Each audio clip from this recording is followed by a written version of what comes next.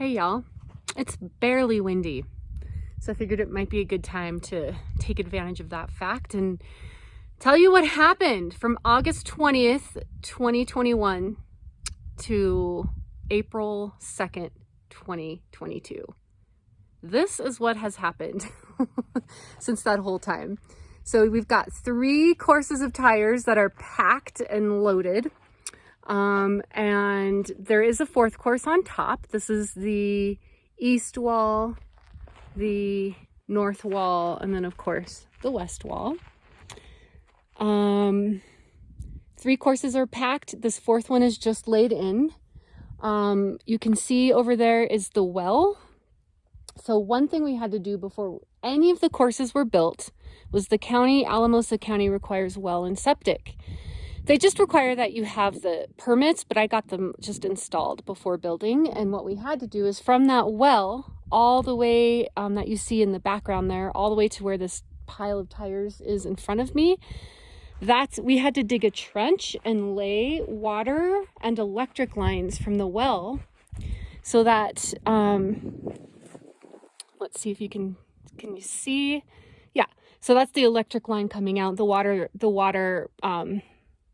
PEX tube is under the dirt, but we had to lay the lines from the well over to the house because you can't dig under a tire wall. Thankfully, Ben remembered that fact because we probably would have been in some trouble otherwise. So got the well installed, got the septic installed first thing, and then dug a trench and just ran these electric and water lines from the well into the house because this is where they're going to show up. So that happened first, and then basically each course, the first 3 courses, is one work party weekend. I had all of my closest, most wonderful friends come out and just help me pound tires, pound. So each course is about one weekend of friends coming out and partying and hanging out. So that's how that all worked, and that was basically from August through October. I think I was able to get the first 3 courses in. And each course I think is around like 60 tires or so. And then you'll see over here is the RV and the tiny house. So the RV is hooked into the septic. So there's a bucket flush toilet that goes right into the septic, and then I live in the tiny. And the RV also, you can see the solar panels. It's hooked into solar, and then I run an extension cord where the battery bank and the inverter is in the RV to the tiny house. And so I've got electricity in the tiny, but I haul water from the well all the way, and I fill it up in like usually 4 or 5-gallon buckets at a time, or like those Eldorado Springs water jugs. And I just walk them over in my little gorilla cart over to the tiny. And it's not really that bad. It's like, when you live by yourself, you don't go through water super fast, and I don't really mind hauling it. It's totally fine.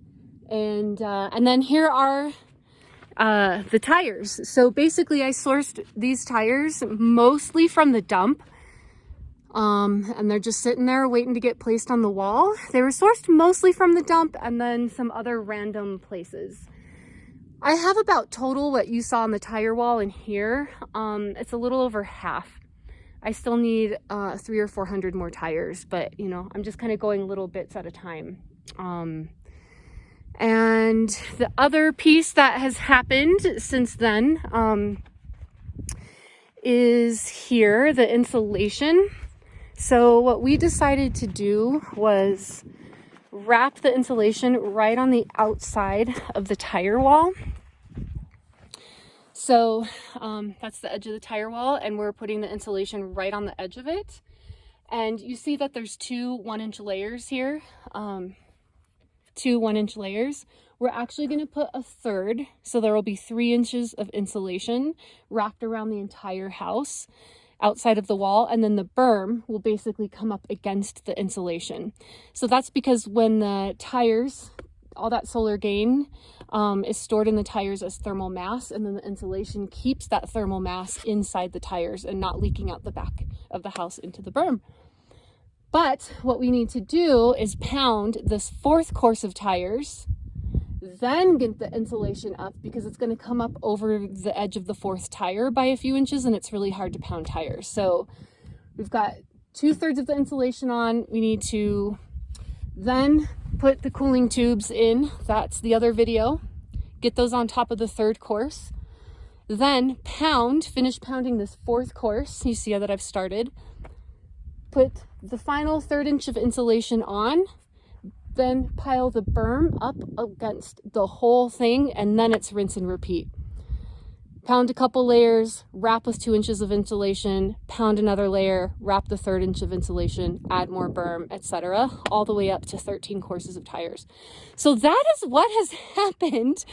And you know, the winter got a little bit slower, but that's like normal and fine and good. And yeah, just rolling with it. We're gonna see. Hopefully I can get some paid crews out here to help me get this tire wall done this summer. That is the goal. I want to pay some people to come out for a good 14 days of work and just pound this fucker. So she's a wonderful house. Excited about it. Yeah,